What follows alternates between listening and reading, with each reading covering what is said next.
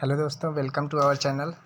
इस क्लास में हम एसएससी में पूछे गए पिछले वर्षों के कई सारे क्वेश्चंस को देखेंगे जो कि हमारे हड़प्पा सभ्यता से रिलेटेड होंगे। तो हड़प्पा सभ्यता से रिलेटेड क्वेश्चंस को हम पढ़ेंगे, जिसमें फर्स्ट क्वेश्चन है हड़प्पा सभ्यता का सर्वाधिक मान्यता प्राप्त काल।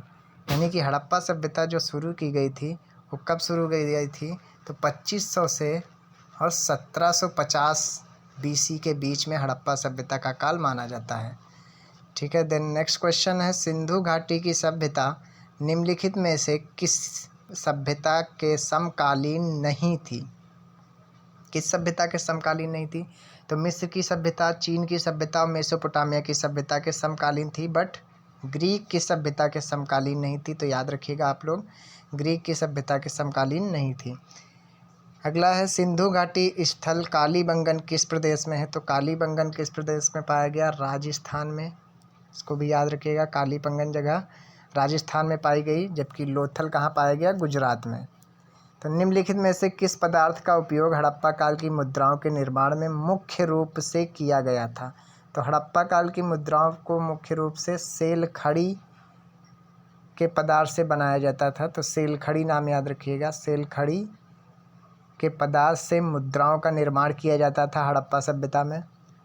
फिर हड़प्पा सभ्यता किस युग की थी? तो हड़प्पा सभ्यता कांस्य युग की थी। याद रखना है आप सभी को, हड़प्पा सभ्यता कांस्य युग की सभ्यता थी।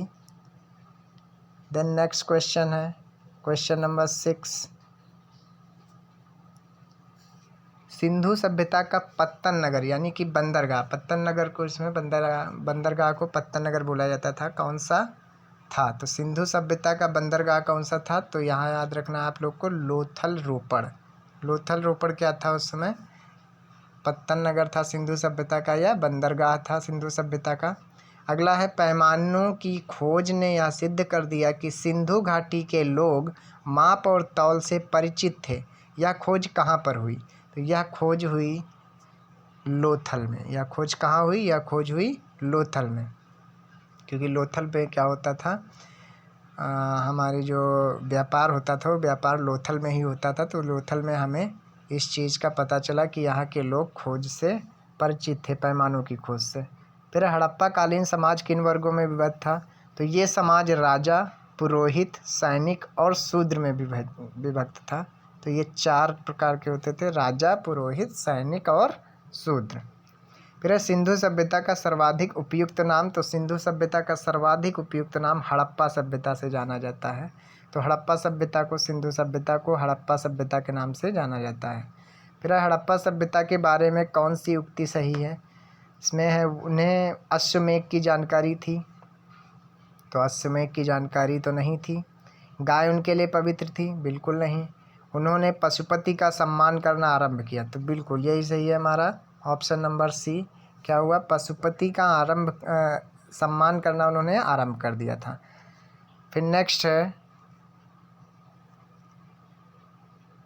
हड़प्पा के लोगों की सामाजिक पद्धति थी।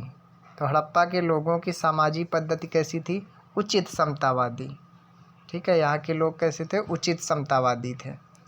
फिर सिंध का नखलिस्तान बाग हड़प्पा सभ्यता के किस पुरा स्थल को कहा जाता है? तो कालीबंगा को कहा जाता है सिंध का नखलिस्तान बाग। तो सिंध का नखलिस्तान बाग कालीबंगा को बोला जाता है। फिर हड़प्पा सभ्यता के संपूर्ण क्षेत्र का आकार किस प्रकार था? तो इसके संपूर्ण क्षेत्र का आकार त्रिभुजाकार था। फिर अगला है सूची 1 को सूची 2 से सम्मिलित करना है। तो इसमें आप लोग को याद रखना है हड़प्पा सभ्यता किस नदी के किनारे पाई गई? तो रावी नदी के किनारे पाई गई। मोहनजोदाड़ो सिंधु नदी के किनारे, लोथल भोगवा नदी के किनारे और कालीबंगा घग्गर के किनारे। तो यानी कि इसके जो मिलान है बिल्कुल सही लिखे हुए हैं, सही सुमेलित हैं। तो ए का 1, बी का 2, यानी कि ए बी सी डी किससे मिलेंगे? 1 2 3 4। तो फर्स्ट ऑप्शन सही है, 1 2 3 4। नेक्स्ट क्वेश्चन है भारत में खोजा गया सबसे पुराना शहर था। सबसे पुराना शहर कौन था? भारत में खोजा गया सबसे पुराना शहर हड़प्पा। तो सबसे पुराना शहर हड़प्पा खोजा गया था। फिर भारत में चांदी की उपलब्धता के प्राचीनतम साक्ष्य मिलते हैं। चांदी की उपलब्धता के सबसे प्राचीनतम साक्ष्य कहाँ से मिलते हैं? हड़प्पा संस्कृति से। कहाँ से मिलते हैं? हड़प्पा संस्कृति से। तो चांदी के लिए प्राचीनतम साक्ष्य याद रखना है हमें, हड़प्पा संस्कृति। फिर है सिंधु सभ्यता के बारे में कौन सा कथन असत्य है? इसमें बोला गया नगरों में नालियों की सुदृढ़ व्यवस्था थी, तो ये तो सत्य है, बिल्कुल अच्छी व्यवस्था थी। व्यापार और वाणिज्य उन्नत दशा में थे, ये भी बिल्कुल सही है। मार्त देवी की उपासना की जाती थी, बिल्कुल मार्त देवी की ही पूजा की जाती थी उस टाइम। लोहे से लोग परिचित थे, ये गलत है। तो उस समय लोहे का प्रयोग लोग नहीं जानते थे, लोहे की खोज नहीं हुई थी, तो ये ऑप्शन गलत होगा, यानी कि यही ऑप्शन राइट होगा। कौन सा कथन असत्य है बताना था हमें, तो लोग लोहे से परिचित थे, ये असत्य है। फिर अगला है मांडा किस नदी के किनारे स्थित है? तो मांडा सतलज नदी के किनारे पाया गया, मांडा सतलज नदी के किनारे। अगला है हड़प्पा कालीन स्थल रोपड़ किस नदी के किनारे पाया गया? तो ये है, अच्छा सॉरी, ये आपका चिनाब नदी के किनारे है। मांडा किस नदी के किनारे स्थित है? चिनाब नदी के किनारे, तो सही कर लीजिएगा, मांडा चिनाब नदी के किनारे। और स्थल रोपड़, हड़प्पा कालीन स्थल रोपड़ कहाँ पाया गया? सतलज नदी के किनारे, तो ये आपका सतलज होगा। देन नेक्स्ट है हड़प्पा में एक उन्नत जलप्रपात प्रणाली का पता चलता है कहाँ से? तो धौलावीरा से, ये आपको ऑप्शन नंबर 1 धौलावीरा। हड़प्पा के मिट्टी के बर्तनों पर सामान्यतः किस रंग का उपयोग किया जाता था? तो लाल रंग का उपयोग करते थे लोग, लाल रंग का प्रयोग करते थे। अगला रंगपुर जहाँ हड़प्पा की समकालीन सभ्यता थी, कहाँ पाया गया? सौराष्ट्र में, सौराष्ट्र में। अगला है हड़प्पा एवं मोहनजोदाड़ो के पुरातात्विक खुदाई के प्रभारी थे, तो ये आपको बहुत ध्यान रखना है, सर जॉन मार्शल। तो प्रमुख पुरातात्विक खुदाई के प्रभारी कौन थे? Sir John Marshall. नेक्स्ट है निम्न में से किस पशु की आकृति जो मुहर पर मिली है जिससे ज्ञात होता है कि सिंधु घाटी एवं मेसोपोटामिया की सभ्यताओं के मध्य व्यापारिक संबंध थे, वो कौन है? तो वो पाया गया बैल। तो बैल उस समय जो मेसोपोटामिया की सभ्यता थी वहाँ, उसमें भी जो हम सिक्के पाए उसमें बैल की उपासना की जाती थी, बैल के आकार के चित्र पर छपे होते थे। और जो हमारी सभ्यता हड़प्पा सभ्यता है उसमें भी बैल के ही चित्र पाए गए, तो इससे पता चलता है कि इन दोनों के व्यापारिक संबंध थे। अगला क्वेश्चन है सिंधु घाटी के लोग विश्वास करते थे, तो किसमें विश्वास करते थे? मार्त शक्ति में ये सब विश्वास करते थे, मार्त देवी की पूजा करते थे, यानी कि मार्त शक्ति में विश्वास रखते थे। फिर निम्नलिखित में कौन सा सिंधु स्थल समुद्र तट पर स्थित नहीं था?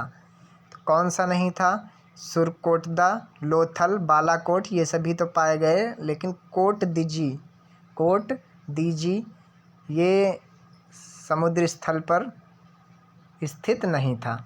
फिर इनमें से कौन सी मोहनजोदड़ो की सभ्यता बड़ी इमारत मानी जाती है? सबसे बड़ी इमारत कौन सी मानी जाती है? तो विशाल स्नानागार। यहाँ का जो विशाल स्नानागार था ये सबसे बड़ी इमारत थी मोहनजोदड़ो की। फिर हड़प्पा कालीन लोगों ने घरों के विन्यास में कौन सी पद्धति अपनाई थी? तो ये इस पद्धति का नाम था ग्रिड पद्धति। ग्रिड पद्धति का यूज़ करते हुए उन्होंने अपने घरों का विन्यास किया था। फिर निम्नलिखित में से किस पशु का उल्लेख हड़प्पा सभ्यता में नहीं था? तो किस पशु का उल्लेख नहीं था? शेर का, हाथी का, गेंडा का या बाघ का? तो उस समय शेर का उल्लेख बिल्कुल नहीं था, तो शेर आप लोग टिक कर लीजिएगा, शेर का उल्लेख नहीं था।